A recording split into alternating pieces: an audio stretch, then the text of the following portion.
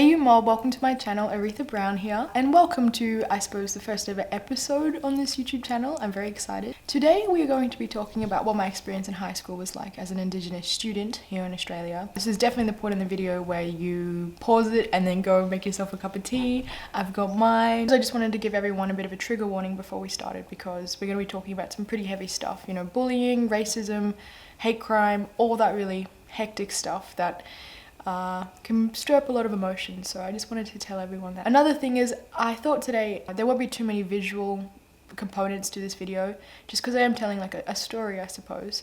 So if you wanted to like minimize this tab and like fold your laundry or clean your room or do some drawing or whatever you want to do as I speak, then this is probably a good video to do it in. One of the questions that people always ask me is, why did you become an Indigenous activist? And it is a little bit of a trick question because, to be honest, I was born into this position. If you were born Indigenous in this country, you were born political, and there's no choice in that, and there's no privilege in stepping outside of that body. There's some days where I wish that I didn't have to do this. But yeah, I really don't get the option of not being involved in politics because it determines every factor and every sector of my life. And worse still, there's always someone else speaking for me. Prue, I guess post-Stolen Generation, there's been this huge move to leave Aboriginal children where they are. Which I'll get to a little bit later, but kind of became one of the reasons I decided to speak up.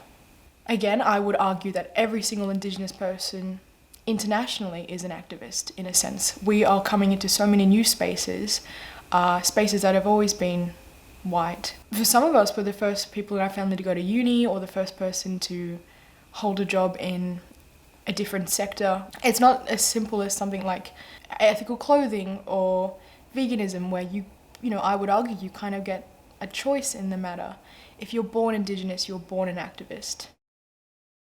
I was born here in Melbourne, I'm a Wurundjeri land, and up until around, I would have been about 5 years old, I moved up to this place called Nambucca Heads, which is this small little coastal town in northern New South Wales, and that's my traditional homeland. That's Gumbaynggirr mob, all live up that way. You know, eventually in year 7 I entered into the local high school there, which, I suppose the only way I could sum it up, it was pretty rough. There wasn't very good attendance. I knew for a fact that the teachers didn't really care about what happened. They didn't even have fucking grass and they're oval, it's all just dirt. They just kind of wanted kids in seats. I always look back at this, and this is year 7 now, so this is years ago, but I remember we used to have this language class that one of my uncles would actually run. It used to be funny because if you mucked up in the class, he would like tell your mum. Like, it was a really close class.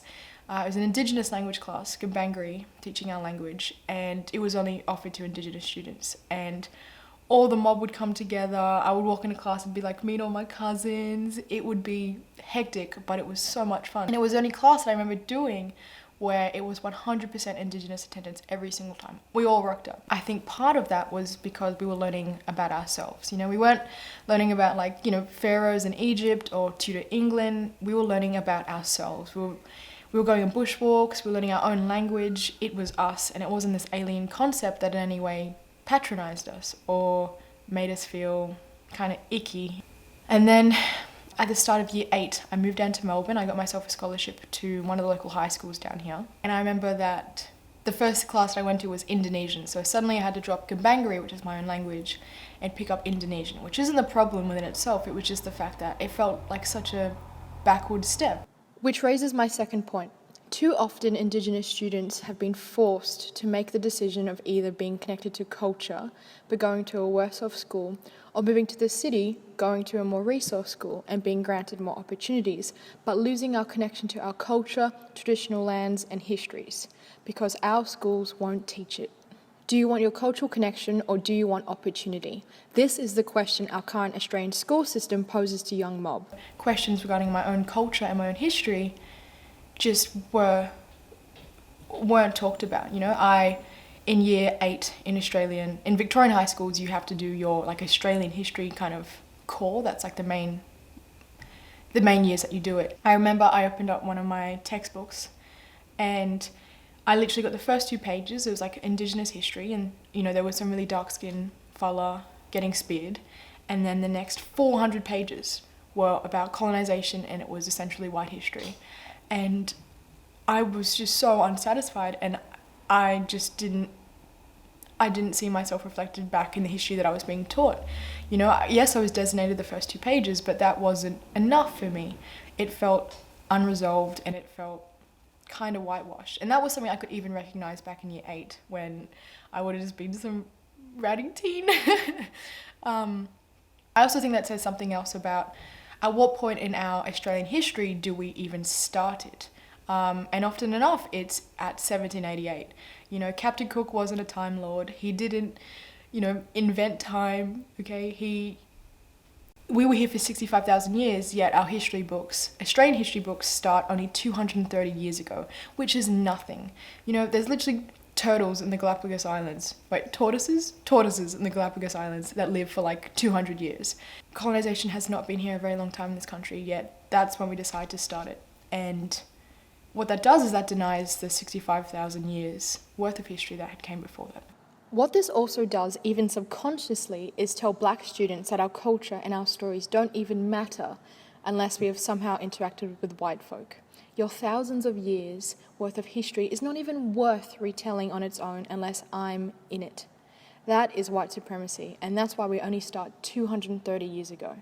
So what happened because of that is I was like, man, I'm not learning enough of my own history at school, and I'm going to have to go and research it independently. And that kind of started, you know, throughout years 9, 10 and 11, just by asking my own family questions and digging into archives and watching my own, you know, Indigenous films, just because I was not getting that support to learn it at high school. What I found happen was, as I became more aware of my own history, I started to feel more isolated at school because I knew what was going on, but my school seemed so in denial about it. At that same point in time, it made me furious, and like I was already a pretty angsty teenager, but add on top this anger because I could understand the weight that you know, denying someone's history can have on someone. I started to speak out on my own terms. So at that point in time, I had joined, I think it would have been like start of year 10, the National Indigenous Youth Parliament. I was speaking at rallies. I did that all pretty young. And what I found happen was, as I became more outspoken, I became more of a target to a lot of the kids at my school. Back in year 8, when I didn't really know what was going on, I was just kind of dawdling through school. By year 10, I had come back to school after doing all these events and holding the title of being the Indigenous Youth Prime Minister, and that really upset a lot of kids there, especially people who were bullies. There was this group of kids at my school, who I'm not going to name for obvious reasons because that would just be stupid, who were just notorious for being kind of stupid, being homophobic, racist, transphobic, the whole thing, you know, the whole shebang. And I had kind of known that, but it wasn't, I was just too busy doing all my other stuff and doing, you know, just trying to make my way through high school that I didn't think about it too much. But what ended up happening was there was just so much friction and so much tension because I was so passionate and so outspoken about my politics that I had come back to school with, that they couldn't handle this, you know? And I remember it all kind of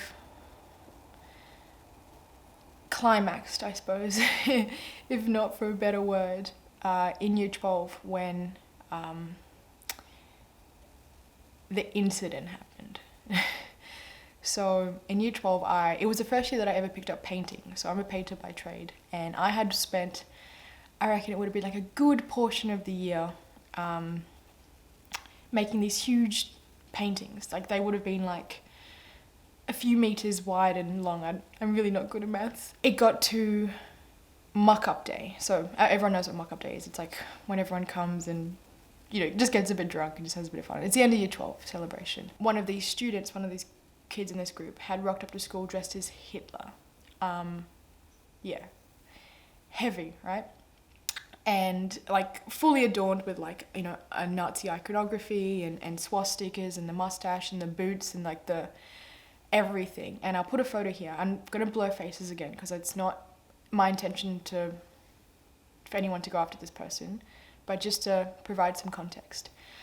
So they'd rocked up to mark-up day dressed as a Nazi, well, just as the Nazi Hitler.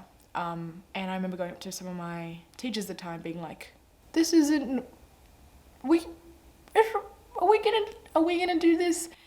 And obviously there were other students that were uncomfortable, and, you know, it was raised that this wasn't appropriate. And the school let her stay as long as she took off the swastika. So she could have the boots and the rest of the outfit. And I remember just thinking, this is so gross. As one of the very, very, very few Indigenous students at that school, I think I would have been like 1 out of 3 in my year level for year 12. And also for anyone that's offensive. And I remember that afternoon, like I walked back to class and I went into art, which is my favourite class because I would always just go and like debrief for the day, have my cups of tea and just do my painting. And I walked into my classroom and my teacher was there. I was very close to my art teacher and she was visibly so upset. I didn't know what to do. I was like, hey miss, like what's going on? Are you okay? And she was like, Aretha, I'm so sorry. Those kids have broken into the school the night before the mark-up day. So this would have been the afternoon, would have been that previous night. And they've broken in your paintings. And I remember just being like, oh, okay. Because I was so shocked. I'd be working a year on these. They were my final assessment pieces. Keep in mind, this is only a week before my final year 12 exams. And I actually remember months later, I was like walking down the street and I just bawled my eyes crying because I was like, it all came out. I'd bottled it up and it all came out that day. Not only that, had they targeted my works and like really busted them in. Like they were done on plywood. I had got like threats on my phone from the same group of kids. So I had to stay at someone else's house for the final week of my year 12 exams. And the thing that shocked me the most was like the way that my school had handled it. So the only punishment that girl had got was she wasn't allowed to sit her exams in the same room as me because we did one class together. That was literally it. I had to get someone outside the school to come in and help fix the paintings.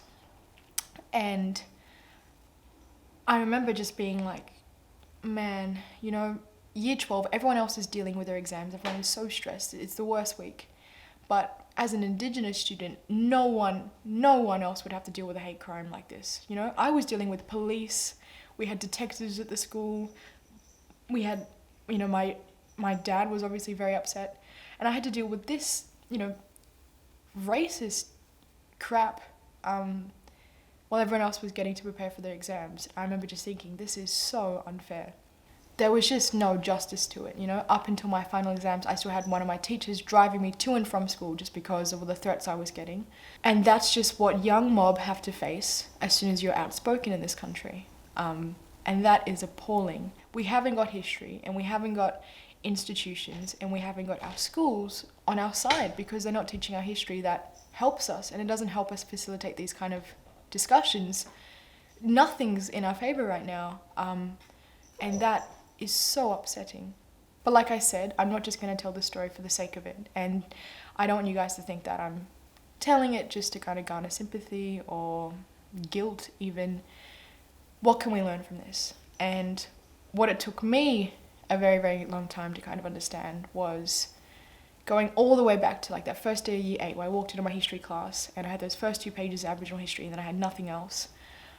It was that because our schools aren't teaching Black history and they aren't teaching any history which isn't typically Western, we are creating these environments that help proliferate fascism.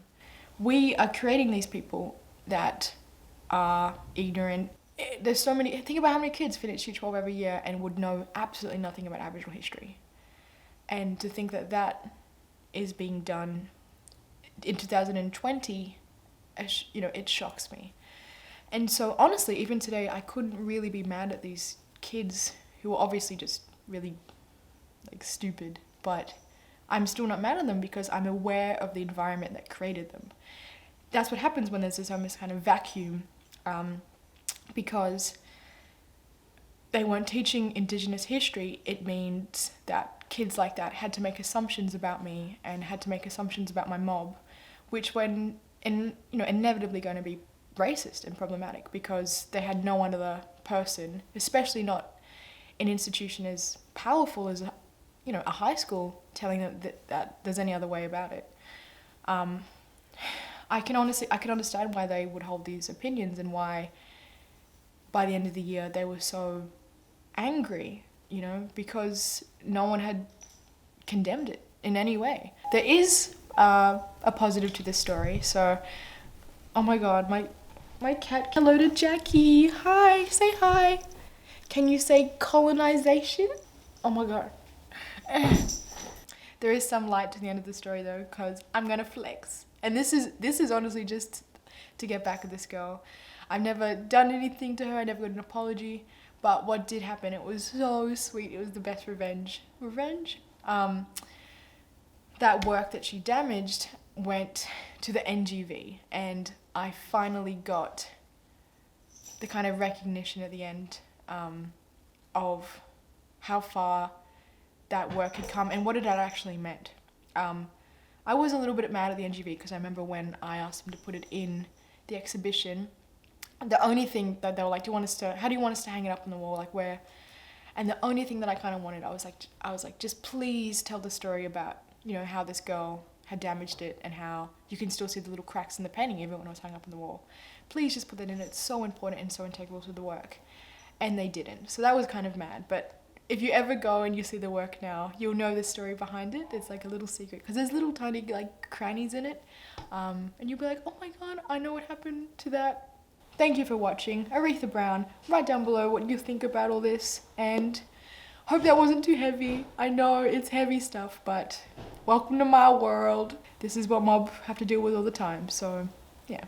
But I also love you guys. Love you guys. See you guys later. Bye.